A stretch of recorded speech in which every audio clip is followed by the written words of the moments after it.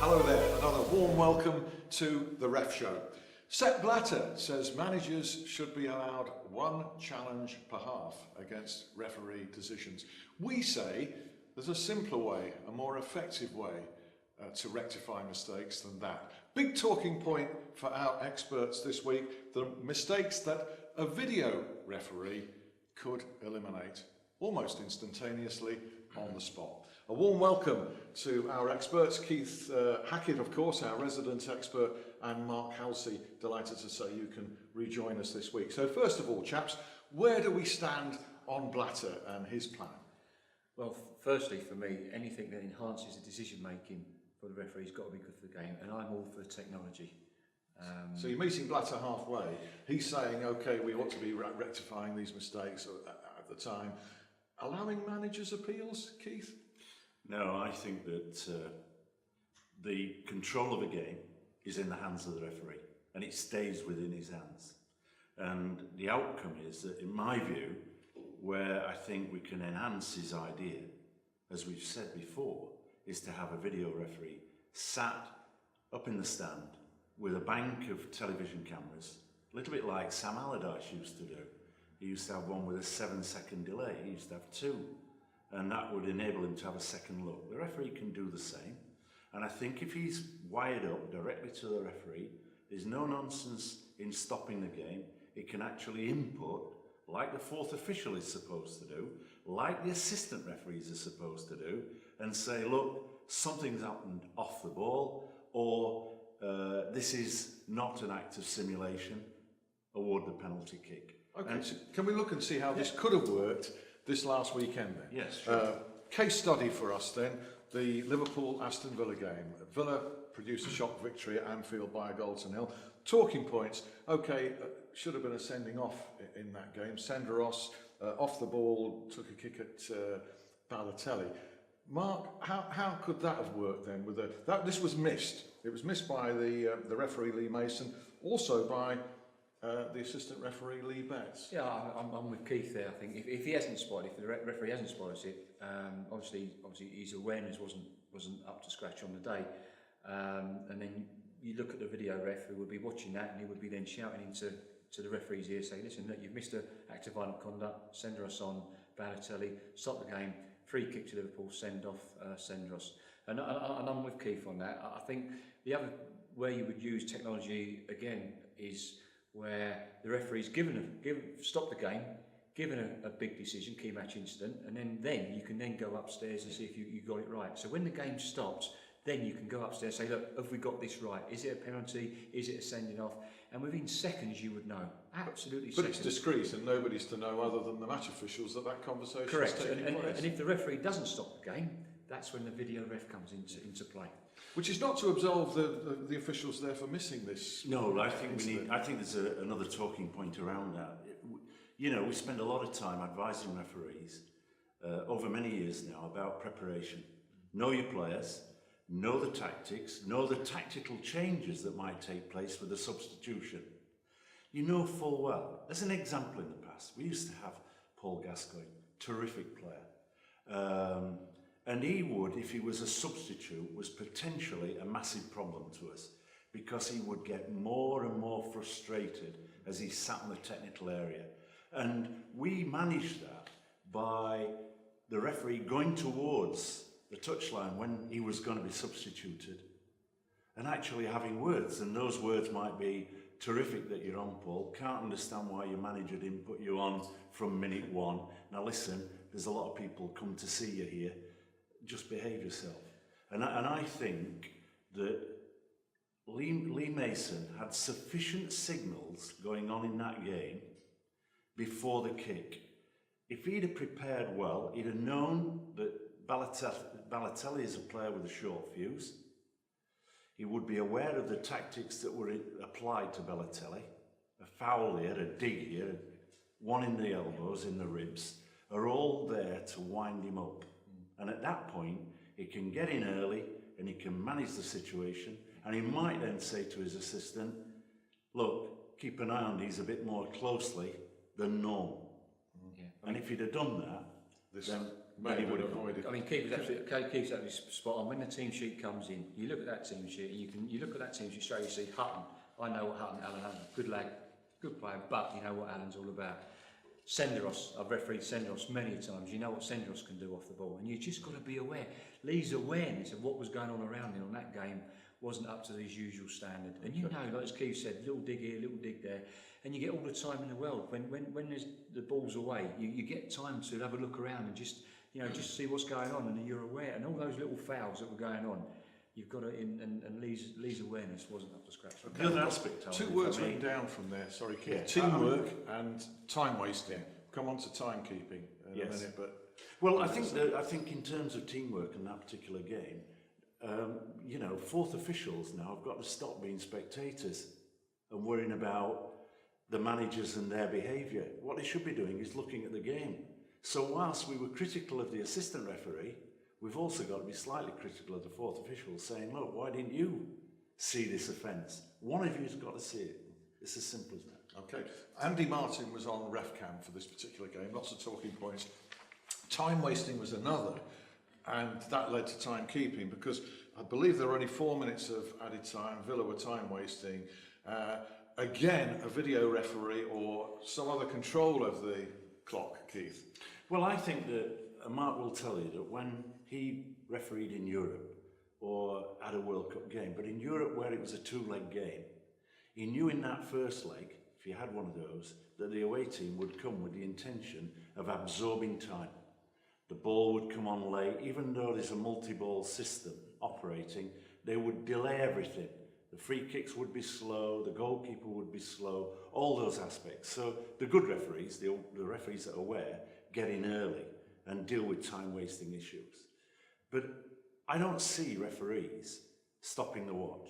I don't see that control. I believe genuinely, and I've had this, I discussed this when I was the boss of the PGMOL. I'm saying to you guys, look, you're guessing. And I think that is taking place. Are they guessing, Mark? Well, let me tell you, I used to love time wasting because you give me a breather. But no, it does go on, and quite a lot of it is the goalkeeper, and you don't really see referees going up or sticking their hand up like that, say, pointing at the watch. But we see it in rugby league. I think give it to the official upstairs and let him deal with the time. And he just shouts down to you in your ear because you'll communicate. And his timepieces can be projected onto the screen at the stadium, so exactly. everybody knows. All he's got to say is to the referee, 6 minutes stoppage time, and then all they do, the full official, they can all, because you all mic up, you can hear everything that's being said, and up it goes. 6 minutes. Yeah. Okay. I mean, I can against that, and the reason we say independent timekeeper, there's got to be a referee and not from the club, is I can remember refereeing Chicago Sting against New York Cosmos, and Chicago were 1-0 down, and we got to the 46th minute, 47th minute, 48th minute, and I'm going, as he forgot to give us a signal, because we didn't have communication kits. The players are saying, when is this game going to stop? Chicago scored, and the buzzer went. We didn't even get the kick-off. Yeah. So you didn't get out of the ground. It has to be independent. Yeah. Sir Alex Ferguson, we ought to have him on here really talking about this at some time. I've got his watch. Okay, that's one for a future ref show, folks. On the plus side, there were some good things. We'll come on to a championship game in a minute with Mark, who was on the ref cam for Nottingham Forest against Derby. But as I look through, again, Mark Clattenburg occurs. He had the most high-profile game, Arsenal-Manchester City, pretty much without incident. 7 yellows there were, but justified. He refereed the game in the Mark Clattenburg way, didn't he? I know there was a controversial moment with a handball, but he just let the game. It was. Everyone said what a magnificent game it was, and Mark Clattenburg's got to take credit for that because he just let the game go. One talking point though: should Jack Wilshere have been penalised? A suspected handball in the area. I know you've had a good look at it several times. And I think you do need to look at it several times. I think the reality is probably if you had the officials standing behind the goal that I wasn't in favour of when it first came in. I'm moving towards that particular plus point because I think that they do see and capture those incidents. This wasn't clear. It's easy to look at the DVD, look and look and look. I had about 4 or 5 looks at it. That tells you everything you need It to know, does, doesn't it? and for me, but you know, I've praised Slattenberg, I continue to praise him. He is clearly the #1 referee. Yeah. And you know, I just hope one thing, that referees of his quality and his style, and he'll keep his form, because he's that type of guy, he works damn hard off the pitch with his fitness and everything that goes. This guy should have an FA Cup final. Yeah. And I can't understand why the referees committee at the FA didn't give it him last year. And so my voice is this: we're at the beginning of the season. Okay, the FA Cup has started. You know, the clubs around like Stocksbridge Works and all that playing it. He's got to be the guy that's got to be more than a penciled in for the final. So they've got all season. Geographical factors later, though, could influence that, couldn't they? Well, if the geographical If it's scenarios, Newcastle or Sunderland, yeah. Well, I understand that, and therefore I don't have issues with that. That gives me an answer why he's not got it, and I'll know it naturally. Okay, and I know Mark, obviously, a great thing with your career, or you know, on the downside, you never got an FA Cup final mysteriously. But I know we could talk about that. Oh God, that's yes. for another day. That's gone. That's gone. It's Yeah. gone. Chelsea 4, Swansea 2, Kevin Friend, pretty incident-free. Mark was making the point before we started that was perhaps one of the easier games to referee. Let's go on to Crystal Palace and Burnley. 0-0 draw, but not without talking points. Danny Ings, another simulation discussion, booked for diving, allegedly. I mean, this is a pet hate of mine at the moment. We just seem to be taking the easy option where referees are just thinking players are just going down easy. That's not the case. Treat each case incident on its merits. You know your players. I mean, I know Danny Ings. I mean, I've refereed Danny before. You know Danny doesn't go down. And you know that when a player's going through, he's gone past Delaney, he's going into the box with the ball at his feet, no one around him. Why is he going to go down? Why is he going to go down? And he cautions Danny for simulation. It's absolutely totally wrong. You know, the thing what annoys me is you can clearly see it's a foul, yet that yellow card will stand. Now why don't the FA bring in a situation where they can clearly see the referee's wrong in law and take that yellow card away? Okay. I think the balance there is slightly out of kilter. I think that it seems to me that perhaps in the close season, when referees come together at an annual conference, they've raised issues, and this is an issue that they've raised. And if we look across the balance across the world and across Europe, the reality is, I don't think this is a big problem in the English Premier League, but we're making it a problem. Yeah. Referees seem to be judging that every time a player goes down, he's trying to cheat. And I don't like the, if you like, a dishonest approach where you've got a judgment that says, yellow card, because I believe you've dived. You're actually saying to that player, you're a cheat.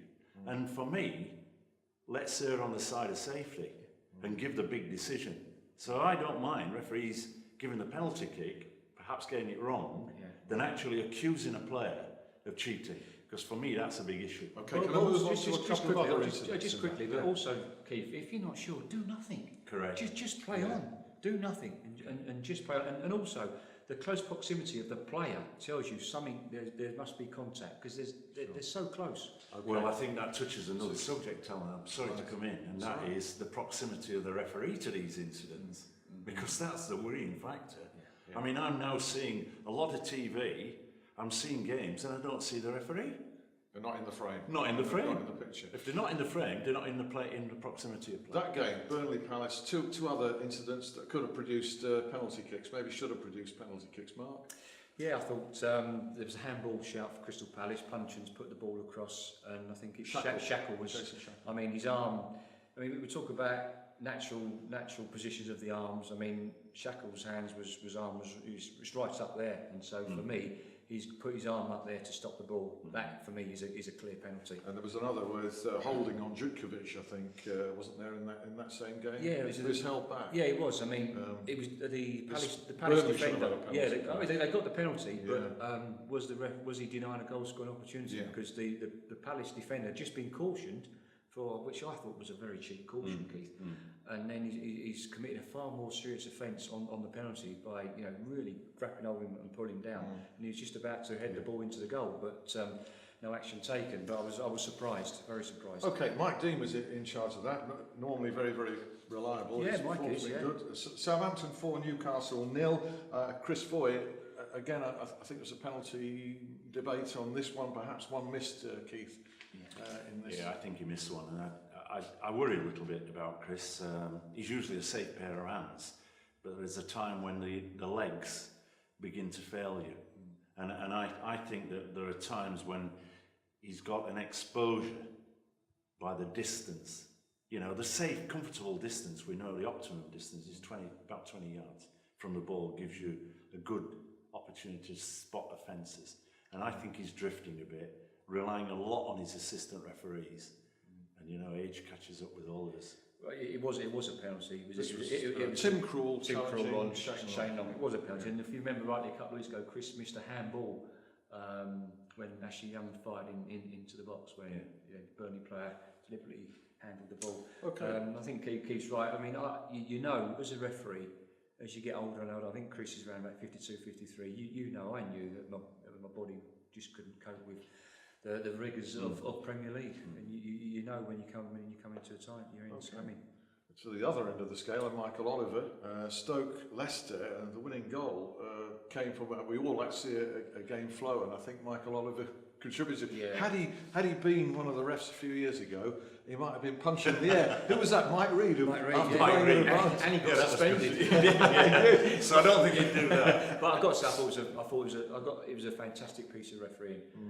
When he played that advantage, I thought, I hope he goes back and cautions him. And it's just great because had that. What frustrates me on those sorts of things, he had the courage to play the advantage in that defending field of play. Yes.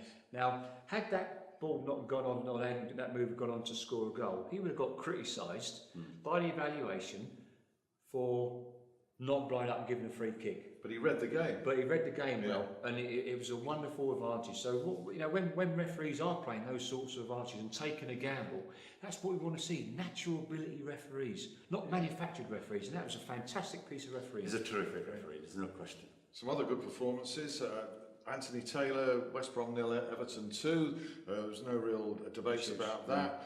Equally, Hull 2, West Ham 2, with Martin Atkinson in control and helping towards a superb game of football on the Monday night. Absolutely. But mentioning Craig Pawson particularly, Sunderland 2, Spurs 2. Keith, I know you've got a point to make here. Well, Craig I think Pawson. that I'm delighted that they're giving him a run of games. I think he's got natural talent, and he seems very comfortable. Now, okay, he's going to get bigger games, and that'll be a further test. You know, his dad was a terrific referee in local football, still involved as an assessor. I've seen him once or twice at Stocksbridge. And I think that link comes through his son, and he must be very proud that, and we are in Sheffield obviously, that he's carrying on an age-old tradition, and he's just nailing it. So I think that, you know, the group of referees are lucky to have someone of his calibre come through so quickly. Giving the games now is the important thing. Yeah, I agree. I'm very, very impressed with Craig. I have been since I've seen him come into the Premier League, and to say refereed Sunderland Tottenham very well. And he's got a big game this weekend. He's got West Ham Liverpool, so it'd be interesting to see how he does.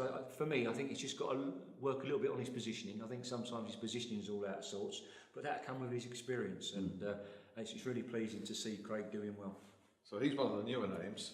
Yeah, I think we can see him perhaps reach the FIFA list as well. He's got the ability to make the FIFA list, and you know, let's hope he's got to be coached right. He's got to be managed right as well. You know, we not keep throwing him into games after game after game after game. He's a new referee. He's like a young player into the Premier League. You put him in and then you pull him out, and he's got to be managed correctly. Manage him correctly, I think the world's his oyster. And so to another of the up and coming ones that you saw over the weekend, and I know, Mark, how much you used to enjoy the big championship games, particularly the derbies. I saw you excel at Hillsborough. Keith might disagree because Keith is known as a Sheffield Wednesday supporter. He's an I remember you handling a high-octane local derby at Hillsborough, and I bet it was as challenging as any game you had in your career. I don't think there was any cautions in that. No, amazingly. But it should have been. It should have been. It should have been about 4 or 5 according to the assessor. But you used to revel in that sort of game because you wanted to let flow these potentially explosive games. Now, Nottingham Forest Derby was right up your street for ref cap. over the weekend. Paul Tierney was in charge, and I know you were impressed. Yes, I mean, it's a very, very feisty game. Them games are most probably the hardest games to referee, because East Midland Derby, they don't like each other. And I thought Paul did acquit himself well. And it's all about those games. It's all about, you know, managing the players, managing the occasion, managing the event, getting the players on your side, not dishing out silly yellow cards, you know, that's setting yourself up perhaps for a red card. But the red card he did have was absolutely nailed on. 2 stonewall yellow cards. He couldn't manage that situation. And I thought he done well. I mean, there was one challenge that I felt he missed. He error of judgment. Henry Lansbury, on Hughes. Should have been sent off. He should have been sent off for serious foul play, but you can't detract that from his performance. And overall, I mean, he had a cheap yellow card as well for Reed, which I felt was a little bit cheap. But other than that, I thought he done well. I thought he managed the game really well. Keith, I know you've got a great point to make about that, because we were talking about timekeeping earlier, and there were quite a few stoppages in a fragmented second half. 8 minutes. 8 minutes. 8 minutes. So, and I think his judgment was pretty spot on. I like this referee. I think he's got potential. I think, again, it's down to how he's managed.